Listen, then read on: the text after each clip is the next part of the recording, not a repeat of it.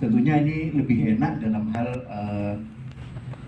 penyimpanan, tidak membutuhkan ruang yang besar, dan kemudian tidak bakal kalau kena air hujan tidak rusak sebagainya. Terus kemudian kalau kita konvensional, misal pasien yang rutin kontrol seperti di poli kami, seringkali rekam medis hilang, diganti petugas baru, rekam medis baru, terus di print obatnya. Itu kan sangat-sangat tidak baik lah untuk tata laksana selanjutnya.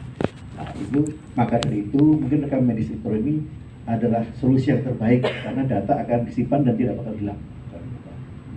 Mendorong rumah sakit digital berkualitas tinggi menuju e-hospital, memiliki barang bukti hukum yang benar dengan rekam elektronik yang terstandar. Namun sayangnya rekam elektronik ini belum didukung oleh payung hukum yang bagus. Artinya kita belum ada payung hukum yang sangat jelas bagaimana nih nanti rekam elektroniknya.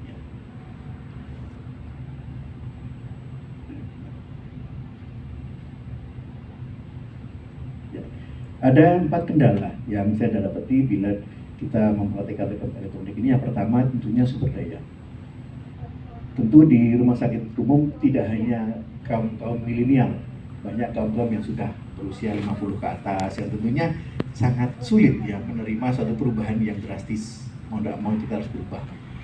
Kemudian yang kedua, infrastruktur jaringan, sinyal ya. Terus kemudian sering di daerah kami di Lombok down, itu sering sekali terjadi. Kemudian tim IT harus ready setiap saat bila terjadi penurunan jaringan down. Terus kemudian belum seluruh rumah sakit atau fasilitas kesehatan yang menerapkan SIM RS. Sebelum rekam medik ini diberlakukan harus memiliki SIM RS dengan baik.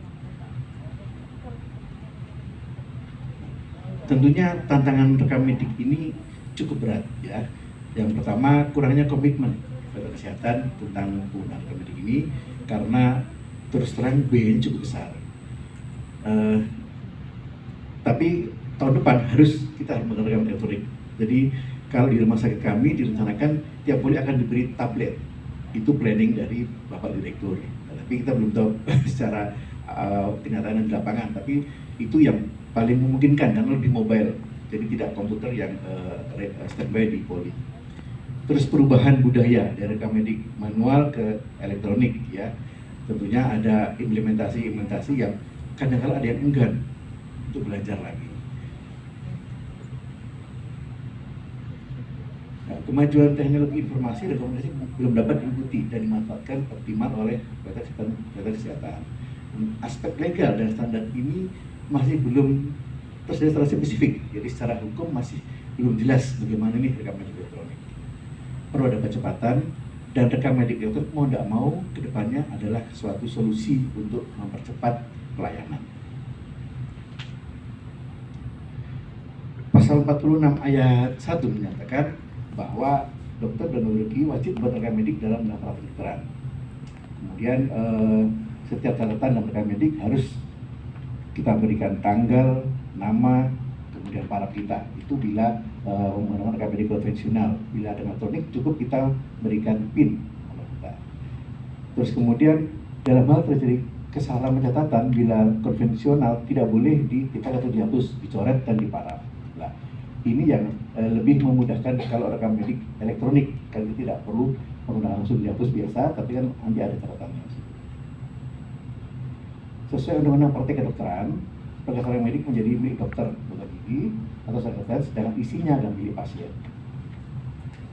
Nah, penyimpanannya ini masih menggunakan yang konvensional sesuai dengan peraturan Menteri Kesehatan, paling 5 tahun dan rekam medik paling sedikit selama 25 tahun. Ini yang konvensional.